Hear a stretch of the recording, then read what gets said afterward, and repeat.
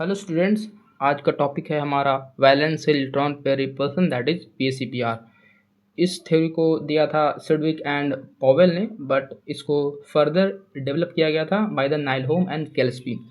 हालांकि इस टॉपिक से रिलेटेड जितने भी नीट के रिलेटेड क्वेश्चन होते हैं उसका मैं एक आपको शॉर्ट ट्रिक बताऊंगा जिससे आप इजीली क्वेश्चन कर सकते हो। ठीक है ना, आप लास्ट तक बने रहना इस वीडियो में। हम फिलहाल अभी शुरू करते हैं। तो पहले हम देखते हैं वीएसीपीआर का बेसिस क्या है, इस थ्योरी का बेसिस क्या है। तो it is based on the repulsive interaction of electron pair in valence shell. Very important, valence shell आपको जाना जरूरी है। आपको सबको पता ही होगा कि वैलेंस इलेक्ट्रॉन क्या होते हैं। सो उसी में इलेक्ट्रॉन पेयर का इंटरेक्शन पे बेस्ड है। ठीक है, रिपल्सिव इंटरेक्शन। ठीक है ना, आपको यहाँ पे ध्यान देना होगा। सो पहले आपको इस थ्योरी से पढ़ने से पहले आपको कुछ पोस्टुलेट्स मतलब मानना होगा कुछ कुछ चीज़ें। जैसे कि पहला, शेप ऑफ मॉलिक्यूल जो होता है वो डिपेंड्स करता है number of valence shell. So that shape of molecules depends upon number of valence electron pair around central atom. So either the electron pair will be bonded, that is bond pair, or non-bonded, that is lone pair, that is lone pair. A bonded will be bond pair. So shape of molecule जो होता है वो मैं आपको easily बता दूंगा कि trick क्या है इसका याद रखने का, बट आप थोड़ा सा देख लो theory.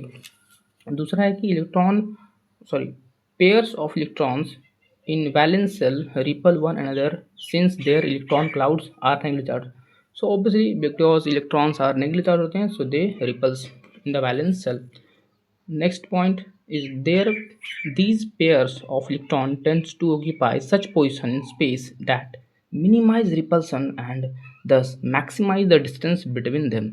So obviously electron pair एक दूसरे को रिपेल करते हैं और मैक्सिमम डिस्टेंस पे जाते हैं। ठीक है, और स्टेबिलिटी को मैक्सिमाइज करते हैं। ठीक है, नेक्स्ट पॉइंट है कि जो multiple bond is treated as if it is a single electron pair and 2 or 3 electron pair of multiple bonds are treated as single super pair। इसका कहने का मतलब है सिंगल इलेक्ट्रॉन पेयर है, दैट इज एक सिंगल अगर bond pair है और सिंगल लोन पेयर है तो उसको हम एक एक एज सिंगल ट्रीट करेंगे, और अगर डबल है या फिर ट्रिपल है तो भी इसको हम लोग सिंगल सुपर पेयर ट्रीट करेंगे। ध्यान रखिएगा यहाँ पे क्या है, सिंगल सुपर पेयर। और इसका मैं आपको फर्दर आगे एक्सप्लेन करूँगा। ठीक है, next point, where 2 or more resonance structures can be represent the molecule the VSEPR is applicable to any cell structure. इसका कहने का मतलब है कि जो VSEPR थ्योरी है वो रेजोनेंस स्ट्रक्चर, एक मॉलिक्यूल के रेजोनेंस स्ट्रक्चर जितने भी बनते हैं उन सब पे एप्लीकेबल है।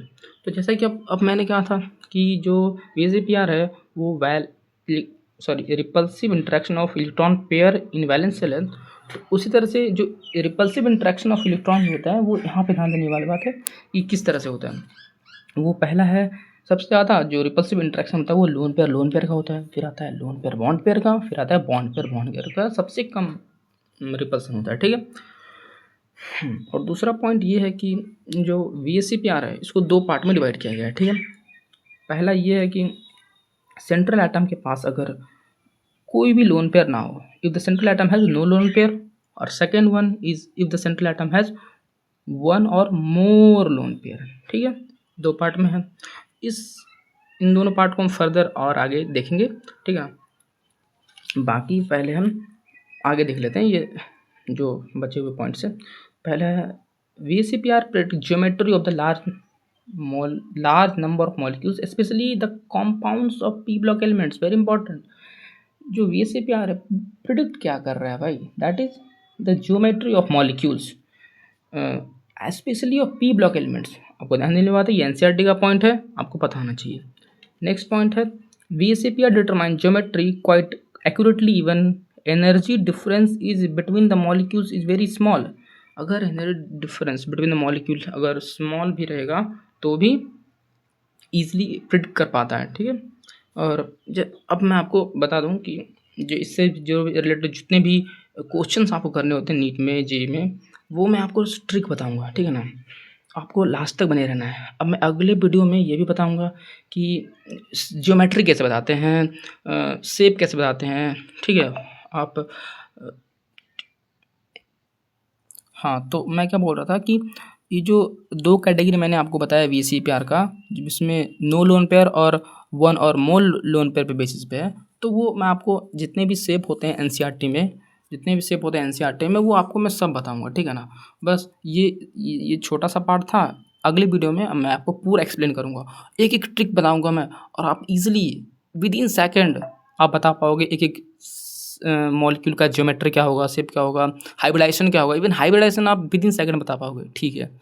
तो ठीक है, मिलते हैं हम लोग अगले वीडियो में। Bye bye.